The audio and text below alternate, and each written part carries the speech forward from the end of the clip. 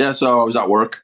I was talking to some hotel guests. I work in a hotel block and a half away from where the incident happened. And we were just chatting away over some coffee, and all of a sudden we heard this big boom and a big rattle and a shake. And I thought because we were so close to a hospital that one of the helicopters had an accident coming in, and that was my first thought. So I just bolted straight down towards the hospital. I don't know what I was going to do, but I could help it anyway. And then I noticed that there was a bunch of like debris and stuff had gone into Indian Canyon Road.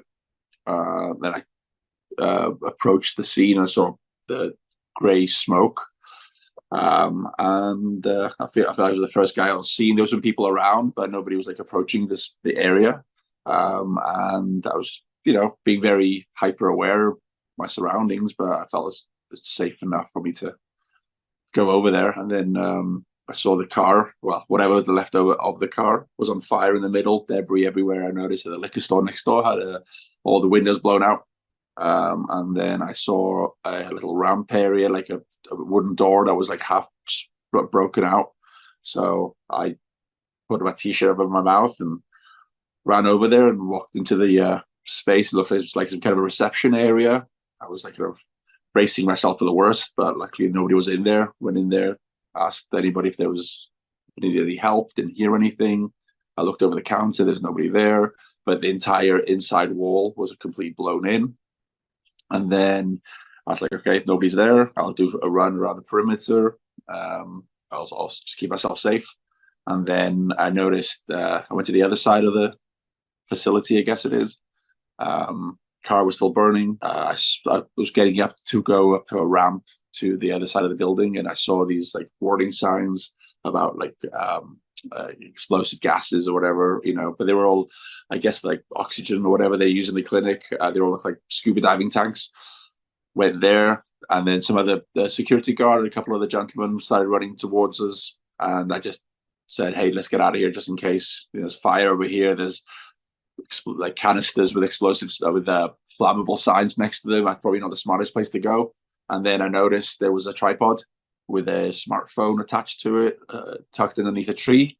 And I didn't touch it. I didn't notice that the screen was on. I just thought it was really strange. And as I was heading away from there, the fire department turned up, and some of them were already putting fire out of the building, and then some of the fire guys were running with their protective masks and stuff towards the car fire, and I guess they protected the zone out the area, and that's it. And then I walked away. All of a sudden, we hear a big boom, and we're like, "Wow, what just happened?" We look, we notice everyone rushing, pointing, bringing out their cameras. Big cloud of smoke, and we realize, oh my God, something serious happened. And made our way to the front, and we just saw the front of the clinic completely blown out. And we're like, wow, something like super serious just happened over here. But pretty scary scene for Palm Springs, which nothing usually ever happens here. Well, I work in one of the resorts here in Palm Springs, and I was traveling by my bicycle on my way to work. And as I was turning the corner off of Indian Canyon where this happened, the explosion happened. It knocked me off my bike. It was that big of an explosion.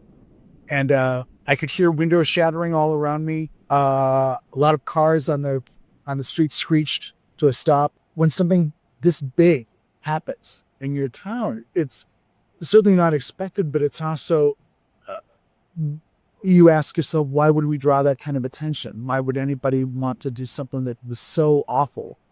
The fertility clinic here is actually sort of a wonderful thing.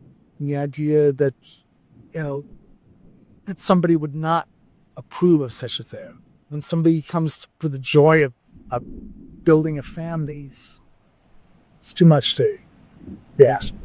Yeah, I think people should very rightly be shocked about things like this.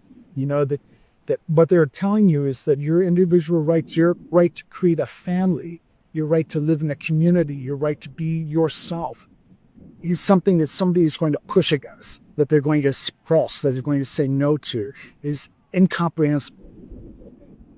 A terrible sign of times, terrible.